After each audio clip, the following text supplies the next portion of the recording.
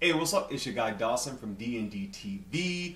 I just wanted to give just a quick review on The Preachers of Detroit, which aired, actually it aired tonight, and it was pretty good, but there was also a pre-episode that aired with Dietrich Haddon going back to his hometown of Detroit and actually rounding up the ministers to work on a music video that he wanted to do, which is My City. I saw the video, really good. Anything Dietrich puts his hands on musically, you know, it's always a success, so that wasn't really, you know, any big surprise to me.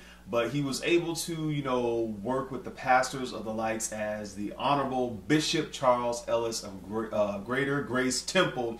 And it, you know, Bishop Charles Ellis is like legend. I mean, I'm really surprised that he chose to do this show, but you know, it's going to be interesting to see how, you know, how things turn out with the episodes and his interaction with Pastor David Bullock of Greater St. Matthew's Church, who is a very outspoken, charismatic young preacher who is kind of like the preacher who takes everything to the streets. As he says it, he's a musician, he's an activist, he's a poet.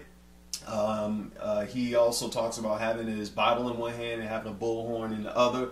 Then we have the legendary, again, the beautiful evangelist Dorinda Clark Cole. Let me tell y'all women who are in y'all 50s, this is how you gotta look. Dorinda Clark Cole looks so good, man. I was just sitting there like, she looked better than some of these people in their 20s and 30s. And even their 40s, I'm just like, this lady just looks so good. So, you know, and I'm really surprised she decided to do the show too. She is legend in her own right. And, you know, definitely looking good on the show as well, and has some very interesting things to say, which I'll get to in a minute. Then we go to Pastor Don Shelby of Burning Bush International and his children, the Shelby Five. Yeah, I'm gonna get on all that too. And then we have this lady's real sweet. I like her spirit on the show, and I like her. She's like a Renaissance woman. Bishop Claretta Vaughn from Go Tell It on the Mountains. Oh, let me get that straight. Go Tell It Ministries, not Go Tell It on the Mountains.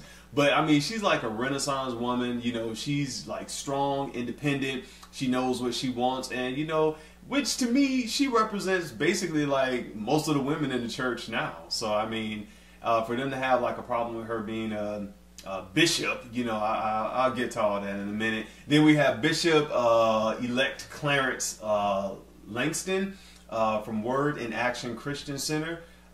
He's also kind of like a prosperity preacher. And of course, from Preachers of LA, the episode we had of the 40-year-old virgin, we have Pastor Timothy Alden, who is also in Detroit as well. And I knew something was going to happen with him, either, you know, having a permanent spot on Preachers of LA or Preachers of Detroit. So in this first episode that aired, or the pre-episode, Dietrich again is rounding them up to do this music video, you know, My City, and where he's talking about helping Detroit, because Detroit, you know, we all know, did go bankrupt, and poverty in the city is very, you know, it's continuing to grow. So Dietrich goes there and he rounds up these pastors, and you know, there was kind of talk about, you know, the pastors, you know, has, especially with the mega pastors, having like Bentleys and all that kind of stuff, the same stuff from Preachers of LA.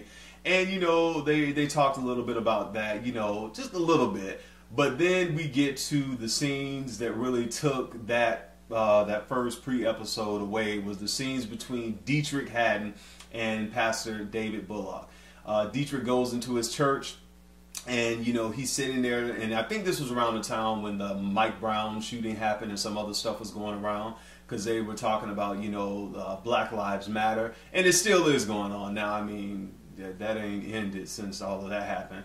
But at this particular time, Dietrich went in and they're talking about, you know, things, and you know, Bishop David Bullock said something interesting. He said, you know, we always run into saying, what is Jay-Z doing? What is Oprah? What is, like, all these people, so many people say, why, what are they doing for the black community? Really, basically what the church is doing. And to my question is, what are you doing? Of course, those people have money and stuff, but if we put our resources together and sometimes just our time and effort to invest in our community, we can do so much more than we're waiting on some celebrity or public figure to do. That's just me on my soapbox right there. But I totally agree with him. So, and the things that stuck out on me on the first premiere of the show was when Pastor David Bullock went to meet with Bishop Charles Ellis.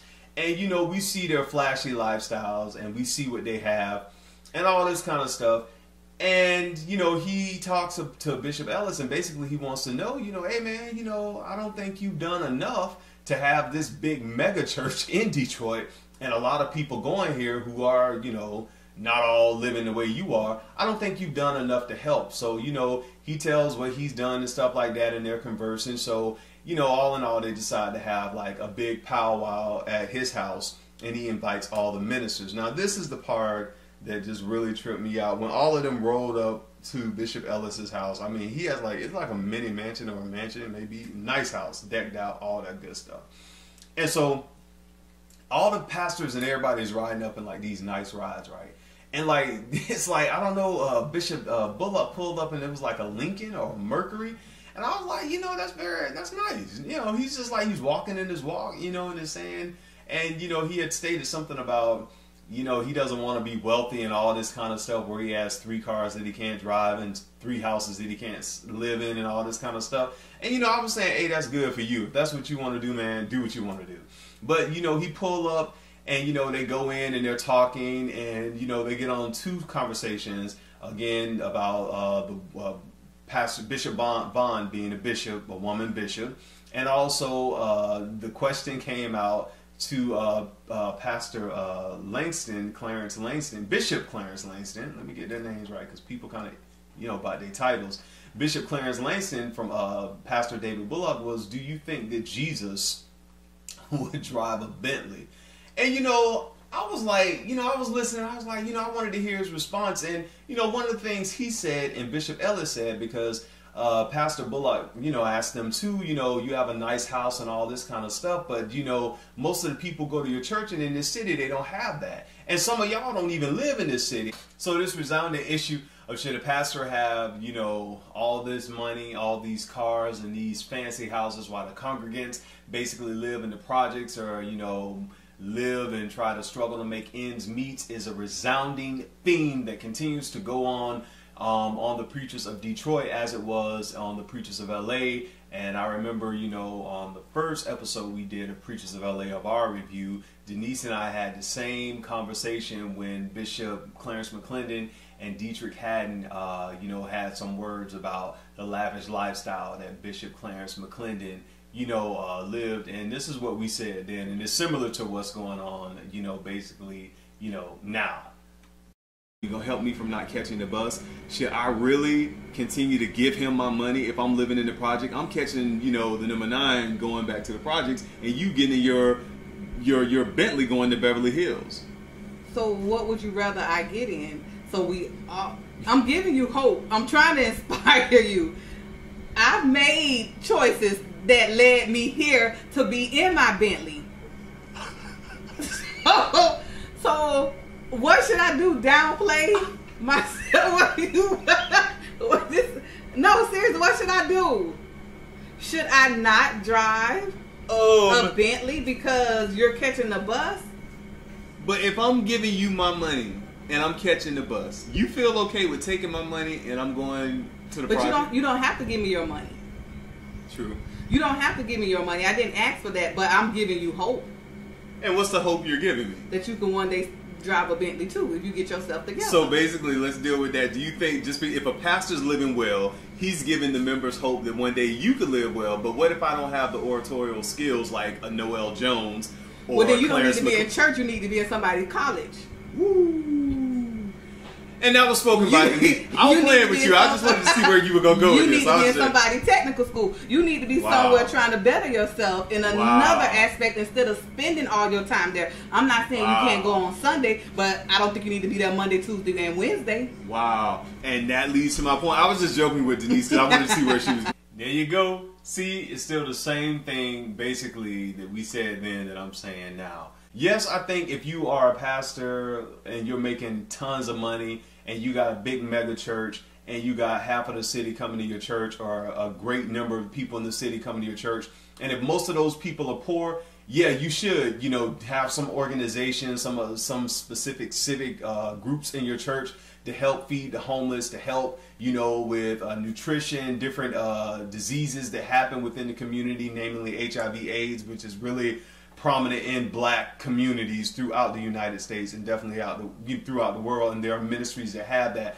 I think you need to address some of those social ills that affect the congregants, who come to your church, even if you don't live in the community. So I could definitely see where Pastor David Bullock was coming from, because many of these big churches, a lot of them, they don't. You have pastors who drive in real nice luxury fancy cars that that car could buy at least about 2 houses, or at least a duplex for some people, and let them live in there, or buy a building and help the homeless. So I understand that, the pastors are saying they're not apologizing for their wealth, but at the same time, as my opinion, I think if you are making that much money and you're set, your kids are set, your family's set, you should be giving back to your community, especially if they're giving you their last. I mean, for you to give $10,000, tithes, if you get whatever, and that's nothing for you, and your congregant giving you, 100, and that's their light bill going towards their rent, and they may be out on the street, but if they come ask you for money, or anybody in the church, they're gonna act like they don't have it. I don't think that's cool. I don't think that's cool. But so I definitely get where Pastor Bullock was coming from with that. And again, like I said, Bishop Vaughn, she told him, hey, look, I live in Detroit. I didn't move. I don't live over where, the other pastors live. I still live in the city. And some pastors still do. And then they got on the part again about women preaching. And it didn't surprise me with Evangelist Dorinda Cole's answer, because I don't think the Kojic Church believes in women bishops. I was surprised that they, because that's the church she's affiliated with, Church of God in Christ. And so I was surprised that, she was like preaching like that. I think they have women preachers, but I don't think they agree with women bishops. And then there are churches that don't agree with women preaching at all. Women should remain silent and all that good stuff. And then, basically Bishop Vaughn is like, as a woman, you're joking, right? You're telling me as a woman you don't believe that. And then she gave as to why, she is what she is, and she's not apologizing for it, which I think is good. I love her personality. Like I said, her and Pastor David Bullock are the, two of the ones that will keep me watching preachers of Detroit. And then we get on with Bishop Langston and Pastor David going later on with different things, and he basically calls him a clown and saying he's you're not acting mature, you're not understanding where I'm coming from, which I get where Bishop Langston was coming from, because a lot of people are not with the prosperity gospel. I know a lot of people, they just think you're not going to be a millionaire overnight. Quit telling people that. But then I don't believe in not giving people hope. I mean, not saying you're giving them hope that they all gonna get, millions of dollars, but at least to get, a steady career or something to take care of your business. I don't believe preaching people into their misery or to continue to keep them in their misery. So, overall, preachers of Detroit, like I said, I'm looking forward to this, and it seems like it's pretty good. They got some real people here talking about some real issues, unlike with LA.